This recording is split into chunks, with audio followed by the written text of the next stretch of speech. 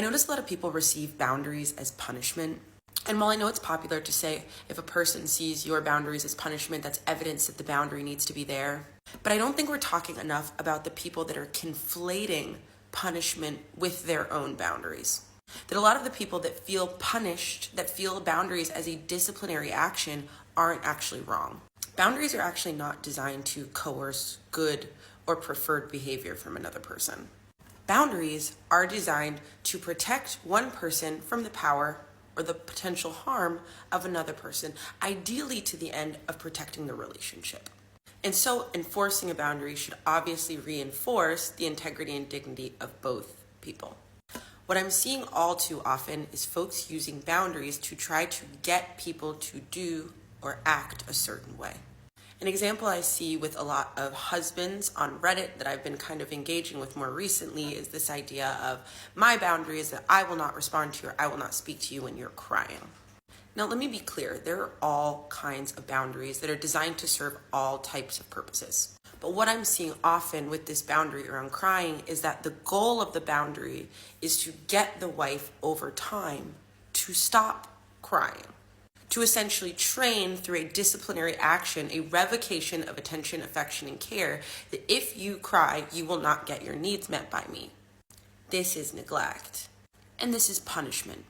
This is putting oneself in a one-up position over another and essentially revoking, withdrawing critical components of the relationship, holding them hostage until a person is willing to engage in the way that they want. Another boundary I see, because again, the internet is laden with these bizarre kind of perversions of boundary, is I will not speak to you until. Now, it's fine to have terms around conflict resolution or bringing relationships back into your life. But again, a boundary is not designed to coerce or train behavior in another person. So to state a boundary as I will not speak with you until you understand and agree with my side of this narrative, until you recognize and align with me around this issue, we've created yet again another hostage situation. One of the hardest things about boundaries truly is that it actually is about releasing control over your environment and taking 100% responsibility for what you can control, which is yourself and your experience. Boundaries are about you, not the other person, not the situation. Boundaries state what you will do if a certain action, behavior, or dynamic persists so that you are able to protect yourself, protect the integrity of the other person, and protect the relationship or your safety. Boundaries also often come with a loss by the person who is enforcing it. If you continue to yell at me, I will leave this room until you are able to speak with me. If you continue to cheat on me, I will have to end this relationship. I will not be able to have conversations about household management until I have had breakfast and a cup of coffee.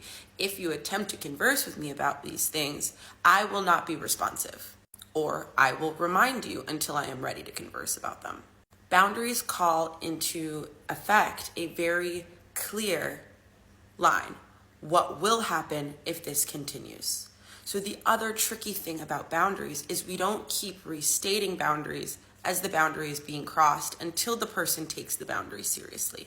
We do not use boundaries to control, manipulate, and coerce people, to threaten or make ultimatums.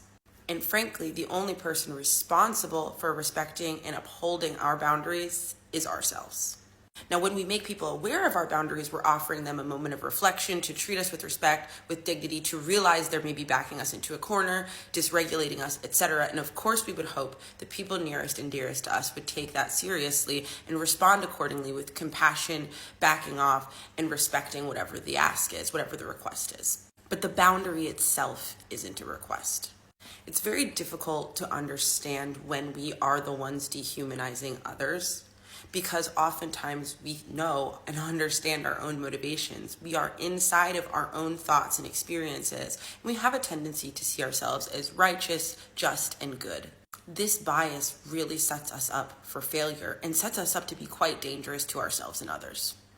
We also live in a culture that tells us explicitly that not only are we allowed to dehumanize others when we feel safe, but that dehumanizing others is a way that we can protect ourselves. It is normal to say, I'll turn off my feelings if a person does X, Y, and Z, or I can just stop caring at the drop of a hat and withdraw all of the relational dynamic love and affection that was there before because of the way that someone's behaving towards me.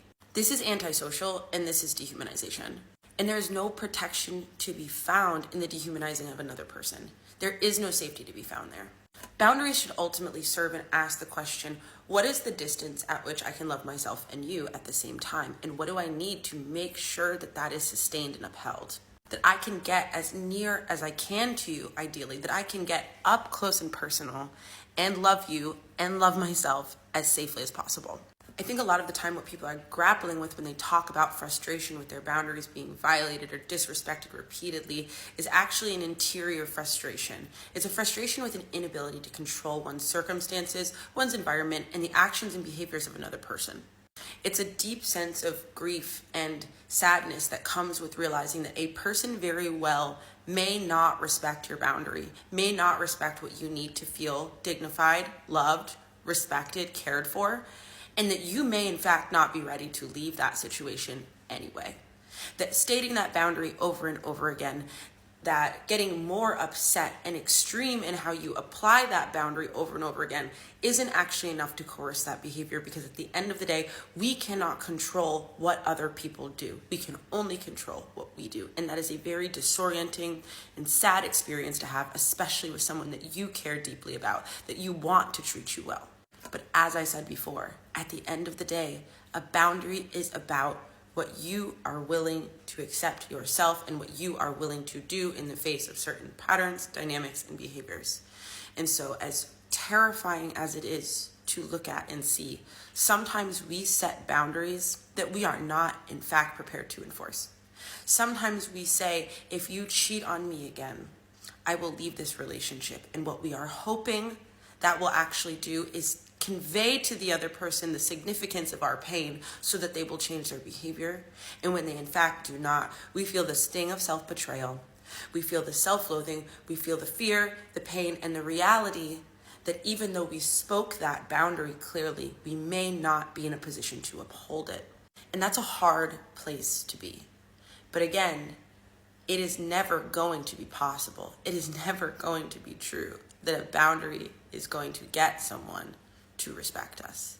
A boundary requires us to respect ourselves and to treat ourselves with self-forgiveness and self-compassion. The amount of boundaries that I have folded on like an upside down umbrella in the wind in terms of upholding, that I have repeated time and time and time again as they were walked over time and time again, because I had forgotten that it is my job to reinforce it and accept the consequences that come with reinforcing it.